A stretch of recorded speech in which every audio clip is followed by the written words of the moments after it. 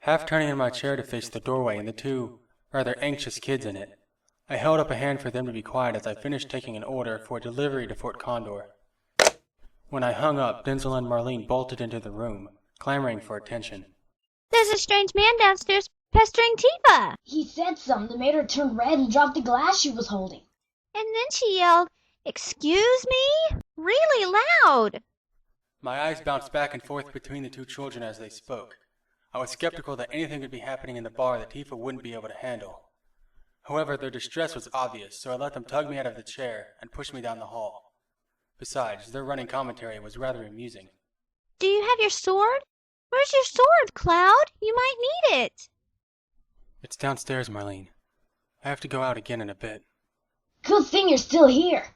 Tifa seemed really upset by whatever this guy said. I'm sure it's nothing she can't handle, Denzel. But what if the guy is flirting with her? That thought did give me a moment's pause, before Marlene nipped it from my mind. I don't think he was flirting, Denzel. Tifa just ignores that. Well, sometimes she tells him to leave too. Only if they're drunk and she's warned them before. Or it's Reno. Reno would be in a class all to himself. I'll be right back. With the kids peering around the doorway at the base of the stairs, I headed towards the bar. There was a man sitting on the stool at the end. His posture was comfortable and confident. His hair was somewhere between the black of Vincent's and the red of Reno's, and he wore it short. He was tall, taller than me anyway, and dressed unremarkably. I had never seen him before. Tifa was talking and laughing with him, however, and quite obviously happy. She was also blushing. As I watched, she shook her head, cheeks pink, and flipped her hair behind her shoulder. It looked like Marlene was wrong. Tifa was flirting, and enjoying it. Tifa was flirting with someone other than me, and enjoying it. Tifa was used to customers asking her out, or trying to cop a feel. While the regulars knew she wasn't interested, but at least once a week someone would wander in, sample the alcohol, and then try to sample her. Usually she'd laugh it off, or maybe bend some fingers. This had been different. Different and unexpected enough to disrupt her normally calm and friendly demeanor. She blushed and fumbled, dropping the glass she'd been drying, and raised her voice when she responded. Not because she was angry, but because it was so out of the ordinary.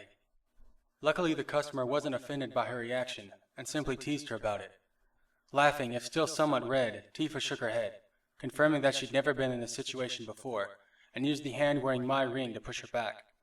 Most people recognized the symbol when they saw it, and assumed it was a promise ring, which was handy as it provided another way to fend off the overly amorous, without having to hurt their feelings.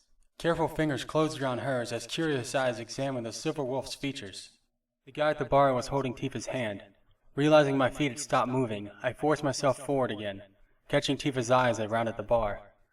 I let my hand curve around her waist as I walked behind her. The kids thought there was a problem?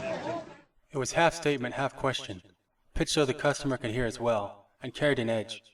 Then I raised my eyes from Tifa's confused brown ones and froze. Marlene and Denzel were in so much trouble. No, everything's fine. Just a bit of a mix-up. Yes, she was quite nice about turning me down. The voice was a soft alto, and had I only heard it before, I wouldn't be feeling so stupid. After she got over her shock, at least. I could only nod dumbly, and then try to make myself look busy by fixing a drink as the woman paid her bill and quietly left. Woman, as in female, as in elfin features and curves under her clothes, as in not Tifa's type. It's sweet that you were jealous. I'm an idiot. She laughed outright at that, slim arms curving around my waist. No, you were jealous. She corrected, resting her cheek against my shoulder. It's nice to know you care. You really didn't need to worry, though. I turned, knowing she wasn't done teasing me. Your sword is much, much, much bigger than hers.